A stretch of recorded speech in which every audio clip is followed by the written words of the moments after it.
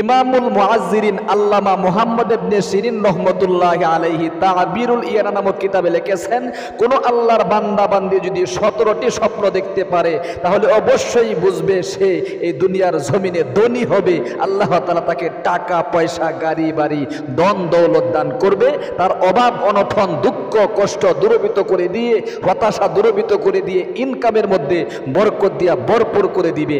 এজন্য অনুরোধ করে আমি আপনাদেরকে বলবো, ও প্রিয় দিনী মহিলা মা ও বোনেরা ভাই বেরাদররা, জীবনে অনেক সময় তো নষ্ট করে থাকেন। আজকের এই ভিডিওটা শুরু থেকে শেষ পর্যন্ত দেখুন এবং এই 17টি স্বপ্ন সম্পর্কে অবগত হন ইনশাআল্লাহ। আমি আপনাদেরকে একটা একটা করে স্বপ্নের এর আগে অবশ্যই বুঝতে হবে স্বপ্ন হলো 3 প্রকার।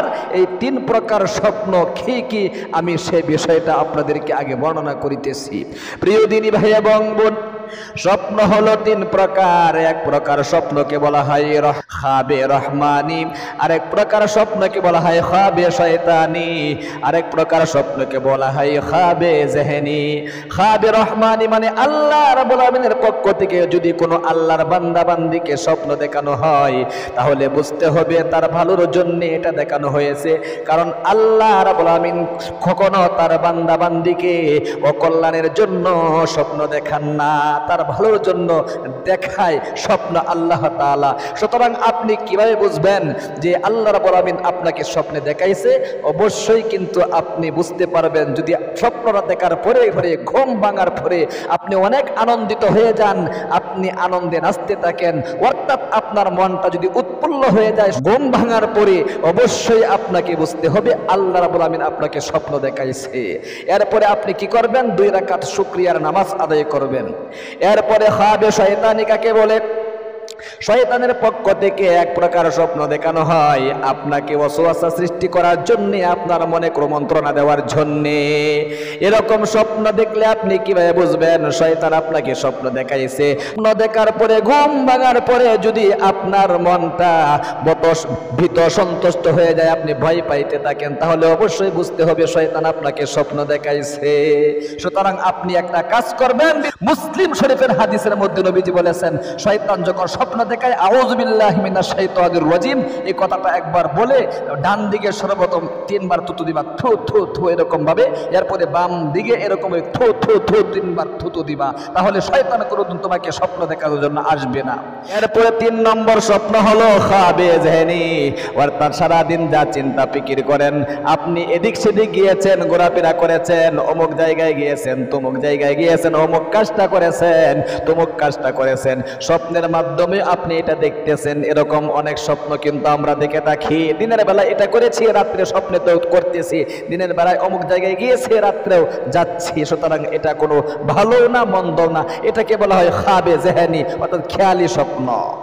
প্রিয় দিনী ভাই এবং বোন, এই 17টি স্বপ্ন আল্লাহ রাব্বুল আলামিনের পক্ষ থেকে আপনাকে দেখানো হবে।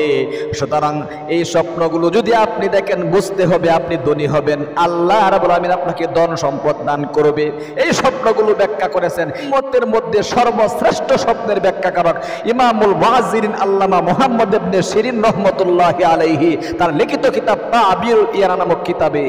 প্রিয় দিনী ভাই এবং বোন, এই 17টি স্বপ্নের 1 নম্বর স্বপ্ন হলো যদি আপনি স্বপ্নে মাছ দেখেন, মাছ স্বপ্ন অবস্থায় মাছ দেখলেন, মাছ দেখলে আপনাকে বুঝতে হবে আপনার কপাল খুলে গিয়েছে, আল্লাহ রাব্বুল আলামিন আপনাকে ধন সম্পদ গাড়ি বাড়ি দান করবে। সুবহানাল্লাহ, আল্লাহু আকবার। স্বপ্নের তাবির কিন্তু অত্যন্ত গুরুত্বপূর্ণ। এজন্য যে কারোর সাথে স্বপ্নের ব্যাখ্যা সম্পর্কে জানতে যাবেন না, বিজ্ঞ আলেমের কাছ থেকে আপনাকে জানতে হবে, কারণ একটা ব্যাখ্যা উল্টা পাল্টা দিয়ে দিলে সেটা কিন্তু কাজ হয়ে যায়। এরপরে 2 নম্বরে আসুন, কোন ব্যক্তি যদি আলেমদেরকে দেখে, উলামায়ে কেরামদেরকে স্বপ্নে যুগে দেখে, তাহলে অবশ্যই বুঝতে হবে তার ভাগ্য আল্লাহ রাব্বুল আলামিন পরিবর্তন করতে শুরু করেছে। অভাব অনটন তার দূরীভূত করে দিবে, দুঃখ কষ্ট তার আর থাকবে না। এরপরে 3 নম্বরে যদি কোনো আল্লাহর বান্দা বান্দি স্বপ্নে দেখে কোরআন শরীফ তেলাওয়াত করতেছে, কোরআন শরীফ পড়তেছে, এমন স্বপ্ন যদি কোনো আল্লাহর বান্দা বান্দি দেখে থাকে, তাহলে অবশ্যই বুঝতে হবে আল্লাহ রাব্বুল আলামিন তাকে দুনিয়ার জিন্দেগিতে আর কষ্টে রাখবেন না। এরপরে 4র্থ নম্বর হলো হজ করা যদি আপনি দেখেন, মক্কা মদিনায় আপনি যাচ্ছেন হজ করার জন্য, ঘুমন্ত অবস্থায় দেখছেন স্বপ্নে যুগে, সুতরাং আপনাকে বুঝতে হবে হজ করার যে টাকা পয়সা লাগে এই টাকা পয়সা আল্লাহ রাব্বুল আমিন আপনাকে দান করবে, আপনি একদিন ঠিকই হজে যাইতে পারবেন। আল্লাহু আকবার। এরপরে ৫ম নম্বরে আসুন, কোন ব্যক্তি যদি দেখে আজান দিতেছে, আজান অথবা অন্য কেউ আজান দিতেছে, সে স্বপ্নে দেখতেছে, এটাও কিন্তু অনেক ভালো স্বপ্ন। আপনার ভাগ্য পরিবর্তন করা আল্লাহ রাব্বুল আমিন শুরু করতেছে, আপনার কপাল আল্লাহ রাব্বুল আমিন খুলে দিয়েছে। আল্লাহু আকবার। এরপরে ৬ম নম্বরে, কোন ব্যক্তি যদি জাহাজ দেখে, জাহাজ নদীর মধ্যে দেখবেন অনেক জাহাজ যায়, সুতরাং এই সমস্ত জাহাজ যদি দেখেন এটাও অনেক ভালো স্বপ্ন। সুতরাং বুঝতে হবে আল্লাহ রাব্বুল আমিন আপনার রিজিকের দরজা খুলে দিচ্ছে। এরপরে ৭ম নম্বরে, পাক করা মাংস যদি আপনি দেখেন তাহলে অবশ্যই বুঝবেন আপনি দুনিয়ার জমিনে আর কষ্টে আপনার জীবন যাপন করতে হবে না, আল্লাহ রাব্বুল আমিন আপনার ভাগ্যকে পরিবর্তন করে দিবে। এরপরে ৮ নম্বর, ৮ম নম্বরে পাগলা হাজি। অনেক হাজি এমন আছে যারা হজ করতে গিয়েছিল, হজ থেকে আসার পরে পাগল হয়ে গিয়েছে, মাথার তার চিরে গিয়েছে, মাথা বিগড়ে গিয়েছে, ব্রেন শর্ট হয়ে গিয়েছে, অর্থাৎ পাগলা হয়ে গিয়েছে। এরকম পাগলা হাজি যদি আপনি দেখেন তাহলে অবশ্যই বুঝতে হবে আল্লাহ রাব্বুল আমিন আপনার কপাল খুলে দিচ্ছে, আপনাকে ধনী বানিয়ে দিবে। এরপরে ৯ নম্বরে, স্বামী স্ত্রীর সহবাস যদি কোনো আল্লাহর বান্দা বান্দি যে স্বামী স্ত্রী ঘুমন্ত অবস্থায় সহবাস করিতেছে, এটা অনেক ভালো স্বপ্ন। সুতরাং এই স্বপ্ন দেখলেও আপনি বুঝবেন দুনিয়াতে আল্লাহ রাব্বুল আমিন আপনাকে টাকা পয়সা দান করবে। এরপরে ১০ নম্বরে, বেশি বৃষ্টিপাত হওয়া, প্রচুর পরিমাণে বৃষ্টিপাত হচ্ছে এমন স্বপ্ন যদি আপনি দেখে থাকেন এটাও অনেক ভালো স্বপ্ন। এরপরে ১১ নম্বরে, কলা গাছ যদি দেখে গ্রাম অঞ্চলের লোকেরা বুঝতে পারবে কলা গাছ কারে কয়। শহরের মধ্যে কলা গাছ নেই, আপনারা বুঝতে পারবেন না, কিন্তু গ্রাম অঞ্চলে যারা থাকে তারা ঠিকই বুঝতে পারবে যে কলা গাছ। অর্থাৎ কলা গাছ যদি আপনি স্বপ্নে যুগে দেখেন তাহলে এটাও ভালো স্বপ্ন। এরপরে ১২ নম্বরে, কবুতর দেখে, কবুতর অবশ্যই চিনেন, যদি আপনি দেখেন কবুতর স্বপ্ন অবস্থায় তাহলেও বুঝতে হবে আল্লাহ রাব্বুল আমিন আপনাকে ধনী বানিয়ে দিবে, দুনিয়ার জিন্দেগিতে আপনার আর কষ্টে জীবন যাপন করতে হবে না।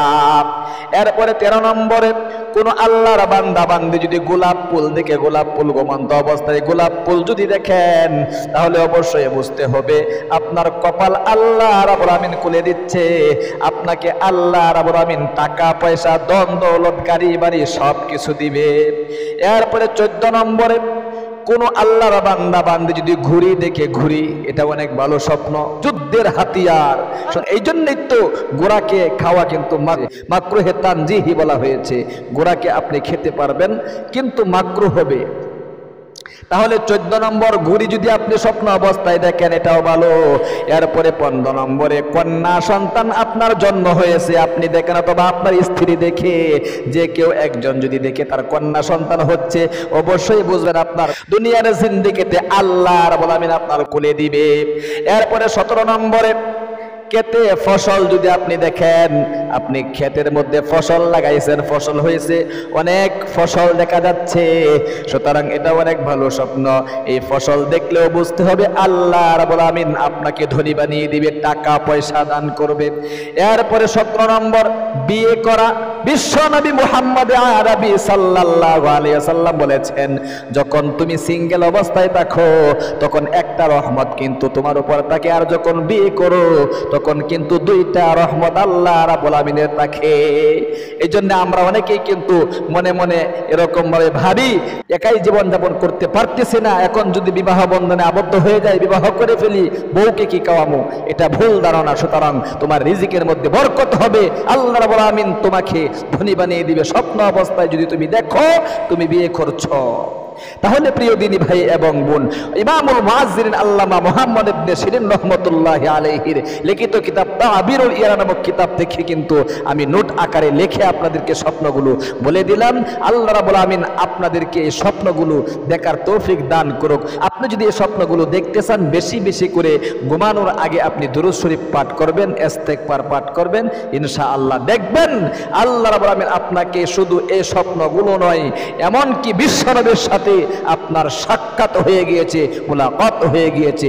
আপনি উযু অবস্থায় দুরূদ শরীফ পাঠ করা অবস্থায়, আপনি অবশ্যই আয়াতুল কুরসি পাঠ করা অবস্থায়, আপনি ইস্তেগফার পাঠ করা অবস্থায় ঘুমান, বিশ্বনবীকে আপনি স্বপ্নে দেখতে পারবেন।